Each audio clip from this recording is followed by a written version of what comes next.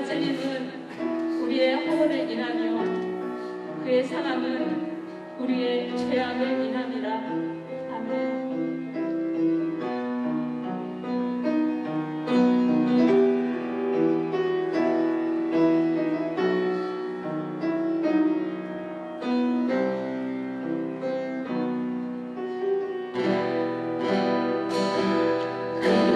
우리의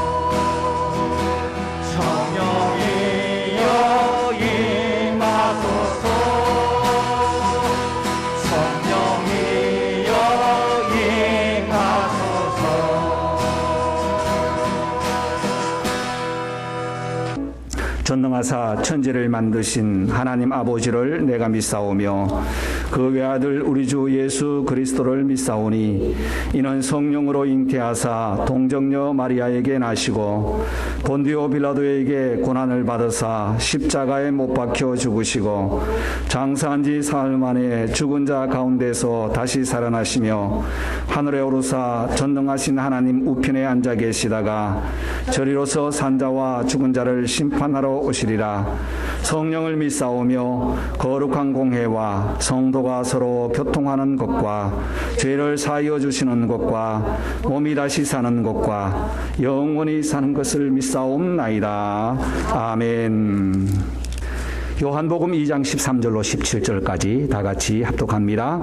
유대인의 유월절이 가까운지라 예수께서 예루살렘으로 올라가셨더니 성전 안에서 소와 양과 비둘기 파는 사람들과 돈 바꾸는 사람들의 앉은 것을 보시고 노끈으로 채찍을 만드사 양이나 소를 다 성전에서 내어 쫓으시고 돈 바꾸는 사람들의 돈을 쏟으시며 상을 엎으시고 비둘기 파는 사람들에게 이르시되 이것을 여기서 가져가라. 내 아버지의 집으로 장사하는 집을 만들지 말라 하시니 제자들이 성경 말씀에 주의 전을 사모하는 열심이 나를 삼키리라 한 것이 기억하였더라.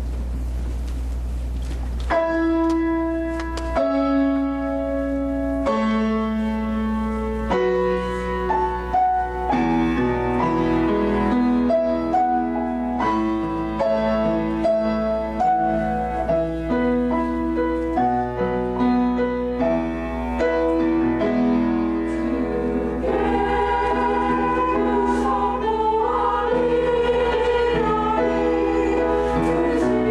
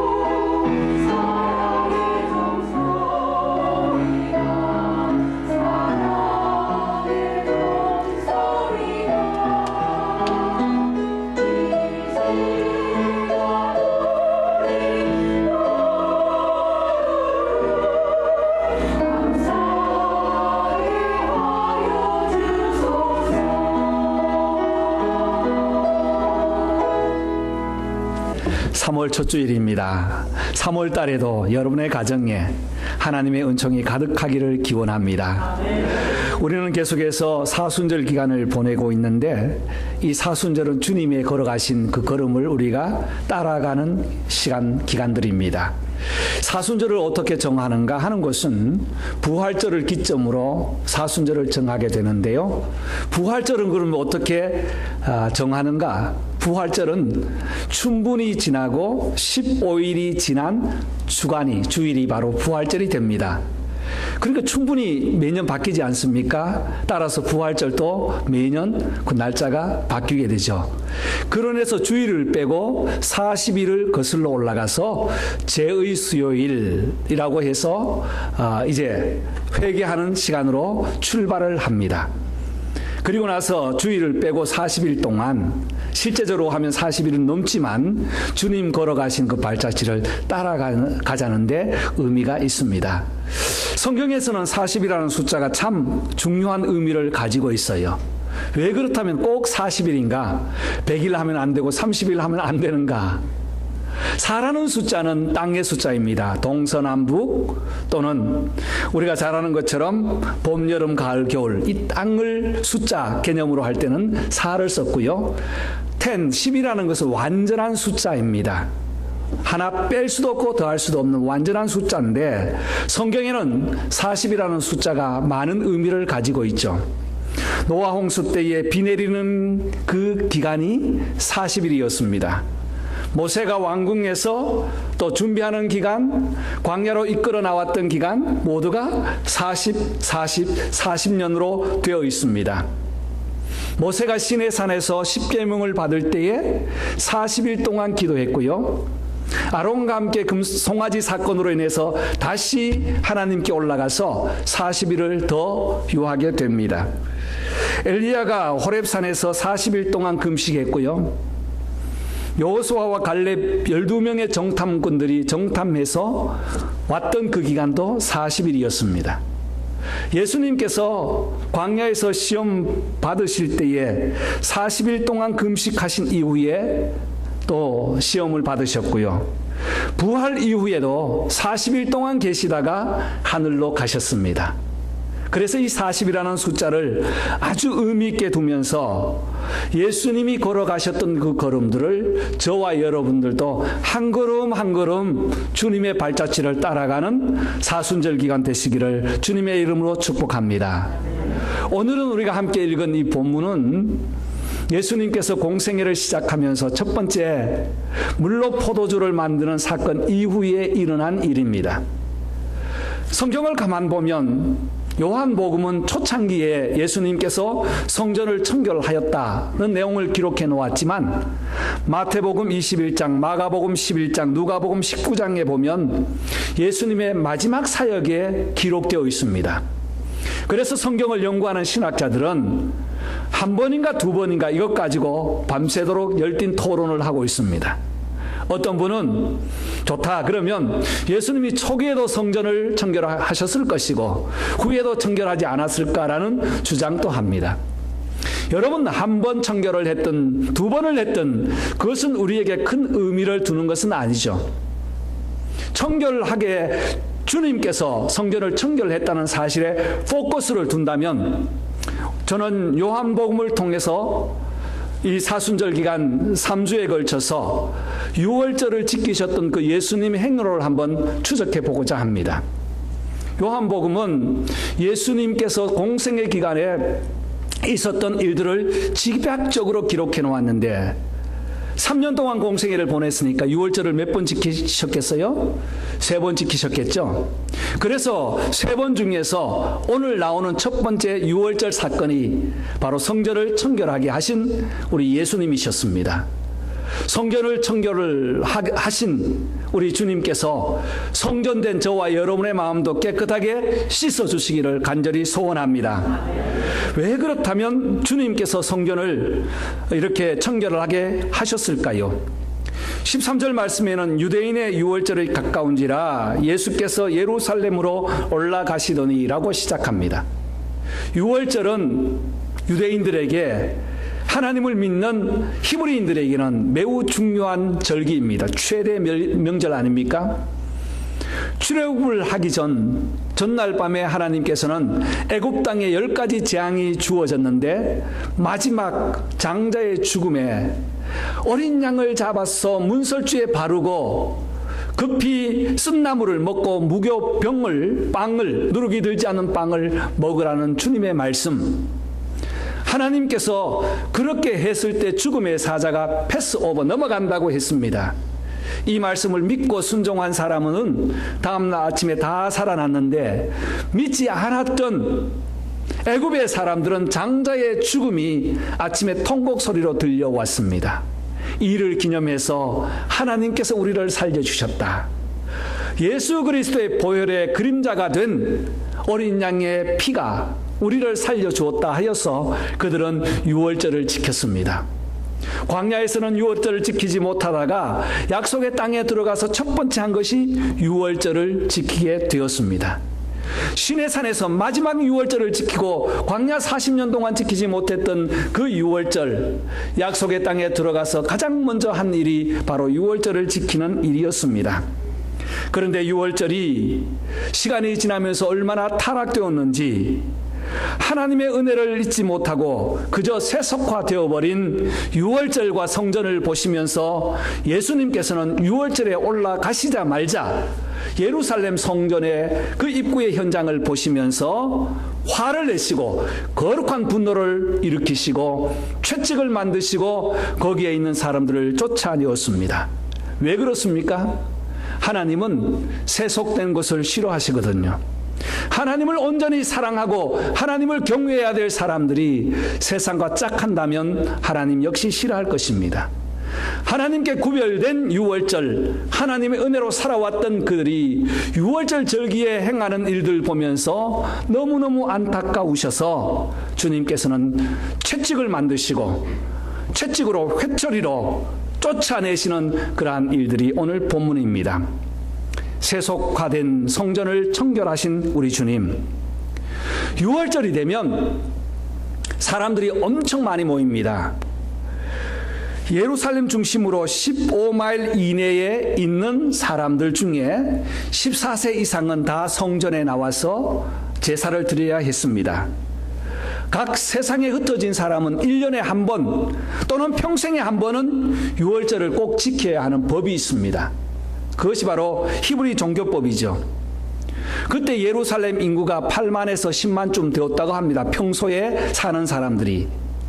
그런데 6월절이 되면 여기에 10번 이상 타임해서 100만에서 200만 정도 계획할 수 없고 계산할 수 없는 인파가 모여왔습니다.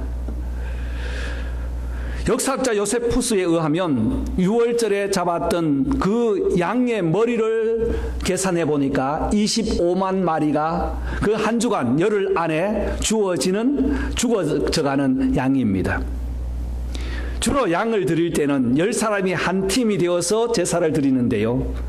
25만 마리가 죽었다고 생각하고 거기에 10사람을 곱하면 250만이 안 되겠습니까? 엄청난 많은 사람들이 북적대는 인파와 함께 피 비린내 나는 성전, 이것을 그들은 거룩한 제사요 예배 행위라고 생각하고 만족했을 것입니다. 그러나 성전에 들어오신 예수님, 세속화된 성전을 보시면서 14절 15절 성전 안에서 소와 양과 비둘기 파는 사람들과 돈 바꾸는 사람들의 앉은 것을 보시고 노끈으로 채찍을 만드사 다 쫓으시고 돈상을 엎으시고 또 상을 엎으시고 내 아버지 집을 장사하는 집으로 만들지 말라고 하셨습니다. 왜 예수님께서 그렇게 하셨을까요? 그냥 참아 넘어가시면 안 되겠습니까? 그냥 안 본 척하고 지나치면 안 되겠습니까? 매년 이렇게 하였으니 올해도 그냥 넘어가면 안 되겠습니까? 예수님은 안 되셨습니다. 왜냐하면 공생의 시작이고 6월절은 즉 자신이 죄로 인해서 죽었던 생명을 위하여 살리는 날이기 때문에, 그리고 어린 양은 당신이 죽어야 할 그 죽음의 대신 그림자였기 때문에 이제는 우리 주님께서 온 인류의 죄를 위하여 십자가를 지실 그 기간이 다가왔기 때문에 주님께서는 상을 엎으시고 세속화되어 있는 성전을 깨끗하게 다시 청결케 하셨습니다. 여러분, 세속화된 성전을 책망하시며 유월절을 회복한 의미는 무엇일까요? 아무리 많은 제물을 가지고 제사를 드리고 많은 인파가 모여서 제사 행위를 한다 할지라도 그 마음 중심에 주님이 계시지 않으시고 주님을 모시지 않고 주님께 예배하지 않으면 아무 의미가 없다는 것입니다. 수많은 양으로 제사를 드려도 나와 상관이 없다는 것입니다. 아무리 많은 인파가 모였을지라도 예수님이 중심이 되지 않으면 그 모임은 나와 아무 상관이 없다는 말씀입니다.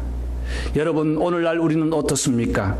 홍수같이 많이 쏟아지는 정보들이 우리 주위에 있습니다. 지금도 어떤 정보를 찾기 위해서 손가락 몇 개만 가지고 누르면 온 홍수처럼 흘러오는 정보들이 있습니다. 우리의 신앙도 이 정보처럼 살아가고 있지는 않는지요? 말씀을 준비하면서 성경 중심보다는 온갖 다른 세상에 있는 것들을 가져와서 표현하고 발표하고 설교할 수도 있습니다. 그렇다면 세속화되어 있는 성전과 차이가 무엇이 있겠습니까? 물론 참고는 할 수 있겠지만 여러분도 마찬가지입니다. 말씀을 제쳐놓고 말씀을 읽는 시간이 없고 우리가 세상에 분주해져 있다면 우리의 신앙이 세속화되어 있는 성전과 다를 바가 무엇이 있겠습니까? 말씀 한 절이라도 우리 주님 모시고 주님과 함께하는 그 마음으로 우리 주님 앞에 말씀을 묵상하고 예배를 드릴 때에 진정한 예배가 성립되는 것입니다. 사랑하는 성도 여러분, 저와 여러분에게 세속의 생각이 있습니까? 마음이 있습니까? 습관이 있습니까? 종교 생활로 젖어 있습니까? 다 내려놓고 이번 정말 사순절 기간에는 주님을 더욱 생각하고 주님이 주신 말씀을 더욱 묵상하고 1시간 1분이라도 주님께 감사 기도하는 그런 세속화에서 벗어난 정결한 우리 마음의 성전을 준비하시면 어떻겠습니까? 이런 준비가 저와 여러분에게 오늘 성전을 세속화된 성전을 청결케 하신 주님의 이름으로 다시 우리의 마음에 이루어지기를 주님의 이름으로 소원합니다. 두 번째는 권력화된 성전을 회복하시는 주님을 우리는 만날 수 있습니다. 이 말씀에 보시면 빠져있는 내용들이 있는데요. 마태, 마가, 누가 복음에 공통적으로 나와 있는데 요한복음에는 빠져있어서 제가 넣고 싶었습니다.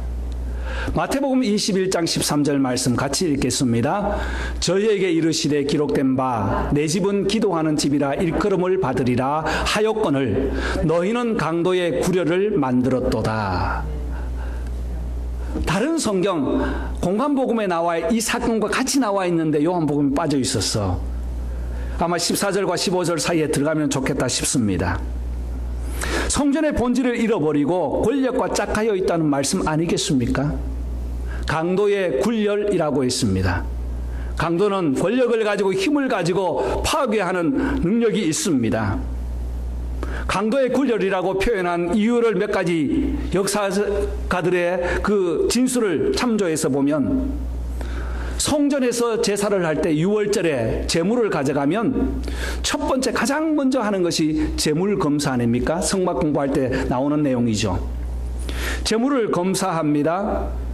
그리고 제물에서 합격인지 불합격인지를 결정합니다. 멀리서 오는 사람들이 무슨 제물을 양을 끌고 오겠어요. 그래서 가까운 곳에서 빨리 준비해서 가져오는데 제물을 검사해야 됩니다. 그리고 양을 끌고 가면 제물을 검사할 때에 이 핑계 저 핑계로 불합격을 하는 퍼센테이지가 많이 있었다고 해요. 그래서 아무 데서나 잘못 사오면 불합격 맞습니다. 그래서 그들이 정해놓은 매매점에 가서 사오면 그들이 암호를 가지고 합격을 시켜주는 그런 일이 있었다고 해요. 얼마나 부정이 심했겠습니까? 이 담당을 산헤드린 공회가 담당을 했습니다. 정치에서 잡고 있었다는 거예요.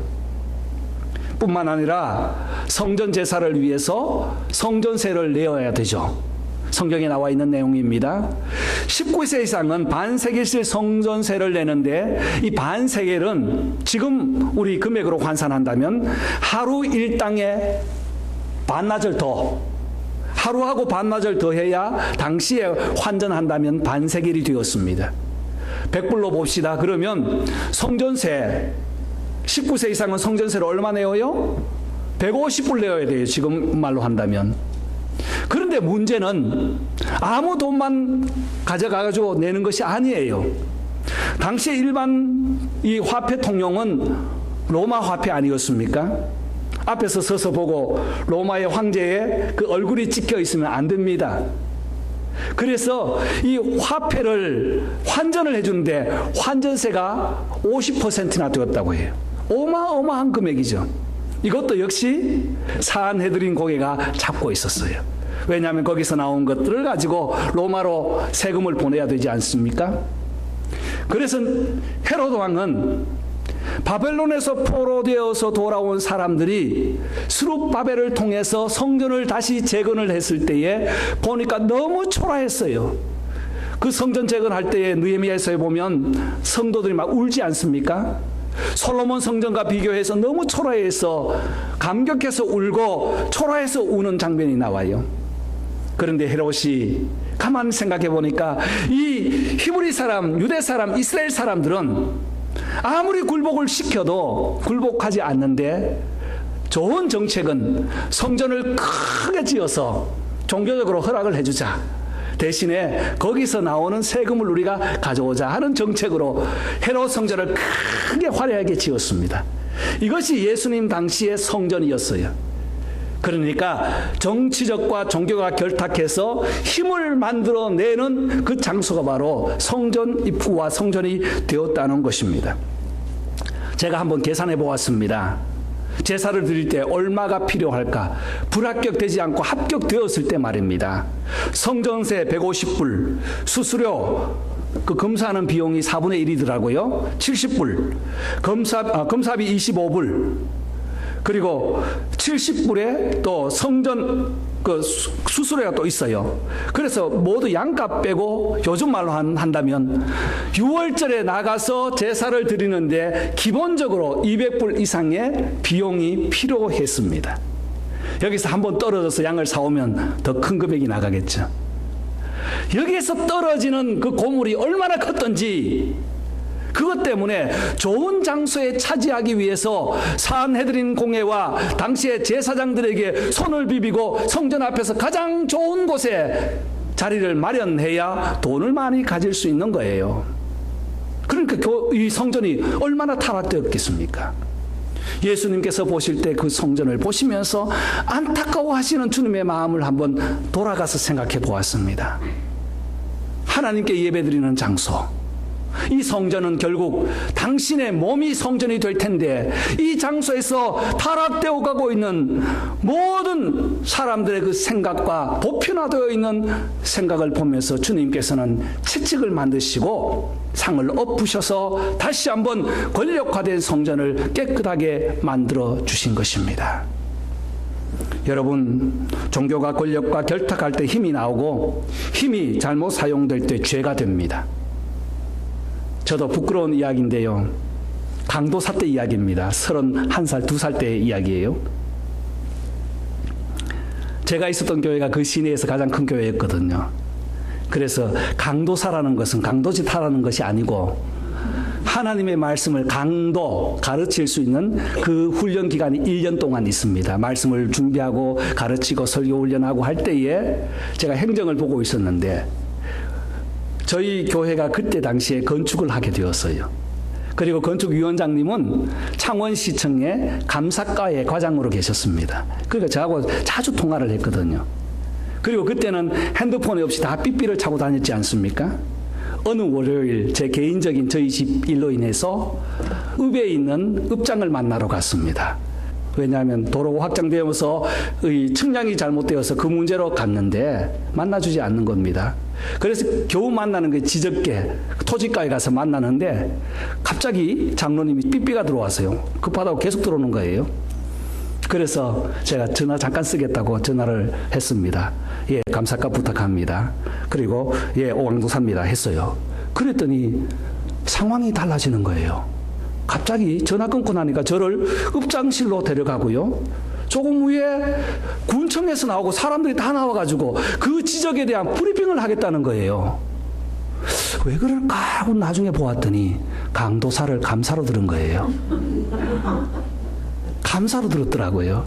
감사실에 전화했죠. 강도사입니다 하니까 이 사람들 강도사가 뭔지 모르잖아요. 감사입니다 했더니 감사로 듣고 그때 극빈 대우를 받았습니다. 아, 그렇습니까? 아, 그때 이후로 말이죠. 요 머리가 돌아가더라고요. 아, 그렇지. 제가 39사단에 군종 지원을 하고 있지. 그래서 군종 담당증이 있었습니다. 아, 명함을 만들자. 그래서 명함에 다 넣었어요. 군종 담당증. 내 창원 경찰서에 지금 봉사하고 있지. 거기 경목이야. 경목 넣자. 그래서 교통에 잡히면 드라이브 라이센스를 주는 것이 아니라 그거부터 줍니다. 명함부터 쓱 내밀어요. 그렇게 머리가 돌아가더라고요. 나중에 후회했지만 이 권력의 힘이나 그 맛을 한번 보면 권력화된 우리의 습관이 하나님과는 전혀 관계없는 하나님이 싫어하는 일들만 골라가면서 했던 것을 기억합니다. 여러분, 우리의 삶에도 마찬가지 아니겠습니까? 지금 또 우리의 신앙에도 우리가 알고 모르고 우리의 뻣뻣한 마음들, 오늘 주님께서는 다시 성전 앞에서 정화를 하신 것처럼 우리의 마음을 다시 갈아엎어 주시기를 주님의 이름으로 축복합니다. 그렇다면 왜 주님께서 그렇게 하셨을까요? 본질로 회복된 성전을 주님께서는 원하셨기 때문입니다. 2장 16절 다시 한번 보겠습니다. 비둘기 파는 사람들에게 이르시되 이것을 여기서 가져가라. 내 아버지의 집으로 장사하는 집을 만들지 말라 하시니 제자들이 성경 말씀에 주의 전을 사모하는 열심히 나를 삼키리라 한 것을 기억하더라. 여러분, 16절까지는 이해가 다 되셨죠? 근데 갑자기 제자들이 성경 말씀을 하나 기억했는데 이상한 성경 말씀을 하나 기억했어요. 17절 다시 한번 읽어볼까요? 시작. 제자들이 성경 말씀에 주의 전을 사모하는 열심히 나를 삼키리라 한 것을 기억하더라. 주님께서는 비둘기 파는 사람들에게 이것도 가져가라 하셨습니다. 당시에 제사를 드릴 때는 모든 사람들이 죄 용서 받아야 되기 때문에 형편에 따라서 드렸어요. 어떤 형편이 되는 사람은 양, 어떤 사람은 비둘기, 그것도 안 되는 사람은 고운 가루를 빻아서 스아를 가져와서 고운 가루를 드렸습니다. 하나님 앞에 죄 용서 받으면은 제외되는 사람이 없고 모두가 참여해야 했습니다. 그래서 주님께서 비둘기 파는 사람들의 상을 가져가라고 하시고 난 이후에 제자들이 다시 말씀이 기억났는데 주의 전을 사모하는 열심히 나를 삼키리라 한 것을 기억하였더라. 무슨 말입니까? 제가 옆에 시편 69편 말씀을 적어 놓았습니다. 예수님이 하시는 그 장면을 보면서 구약 성경 중에 시편에서 다윗이 고백했던 그 말이 제자들에게 기억되었더라는 겁니다. 그 말은 다윗이 주님의 전을 사모하다가 사람들에게 얼마나 많은 핍박을 받았는지 핍박을 받고 핍박을 받았어요. 그래도 다윗은 그 핍박에 굴하지 않고 주의 전을 사모하고 주의 전을 위해서 기도했던 주님, 내가 주님의 전을 짓기를 원합니다라고 기도했던 그 말씀이 지금 예수님께서 하시는 말씀 보면서 기억났더라는 겁니다. 다시 말해서 예수님께서 저렇게 말씀하시면 앞으로 다가올 핍박이 분명히 있을 텐데, 분명히 앞으로 핍박을 받아야 되는데 그 핍박이 있을 것 아시고도 주님께서는 저렇게 행하신다는 말씀이에요. 다시 말해서 주님께서 성전을 깨끗하게 하시고 청결하게 하시는 그 열심이 너무너무 열심히 간절하고 소원으로 나타나서 그것이 바로 나를 삼켜버린 겁니다. 이해가 되셨죠? 예수님을 사랑하다 보면, 예수님을 의지하다 보면, 예수님 앞에 푹 빠지면 어떠한 어려움도 어떠한 죽음도 달게 받는 그 마음이 바로 예수님의 마음이었다는 것입니다. 고난도 감수하고 십자가도 알고 있었지만 주님께서는 성전을 청결하여 했기 때문에 이 사건을 주님께서는 행하셨던 것입니다. 사랑하는 성도 여러분, 왜 그렇게 말씀하셨을까요? 2장 19절 말씀에는 답을 하고 있습니다. 너희가 이 성전을 헐라 내가 사흘 동안에 일으키리라고 말씀하셨습니다. 여러분, 이 성전은 14절에서 성전에 들어가시면서 엎으셨던 성전과 자세히 보니까 단어가 낱말이 달랐습니다. 14절 15절에 나오는 성전은 건물을 말했어요. 히에론이라는 이 말은 성전, 건물, 부속물 이 전체를 가지고 건물, 보이는 건물을 말했다면 19절에 나오는 나우스는 예수님의 육체를 말씀하시면서 예수님께서 함께 임재하시고 성령의 교통함이 있고 은혜가 넘치는 그 성전을 말씀하시는 것입니다. 너희가 지금까지 신뢰했던 성전을 무너뜨려버리면 이제 십자가에 죽으신 그 주님께서 사흘 만에 다시 부활하셔서 보이지 않지만 함께 하시는 주님의 성전, 주님께서 임재하시고 영적인 교제가 충만한 성전, 그 성전이 이루어질 것이라는 약속을 하신 것입니다. 사랑하는 성도 여러분, 저와 여러분의 마음에도 이 성전, 나우스의 성전이 있기를 소원합니다. 주님의 임재하심이 있기를 원합니다. 그래서 주님께서 몸된 성전이 된 것처럼 저와 여러분들도 몸된 성전이 된다고 고린도전서 3장 16절, 6장 19절에 말씀하고 있습니다. 너희가 하나님의 성전인 것을 알지 못하느냐? 하나님의 성전인 저와 여러분이 오늘 또 성령님이 우리의 마음을 깨끗하게 갈아엎으시고 주님의 나우스의 임재하심의 통치하심의 은혜가 저와 여러분과 함께 하시기를 주님의 이름으로 축복합니다. 성전의 청결의 의미는 첫 번째는 세속화를 멀리하고 권력과 강도회 같은 것을 멀리하고 고착화되어 있는 우리의 마음을 갈아엎어서 우리 주님이 임재하시는 깨끗한 성전으로 만들어 주님께 영광 돌리는 사순절 3월달 되시기를 주님의 이름으로 축원합니다. 기도하겠습니다.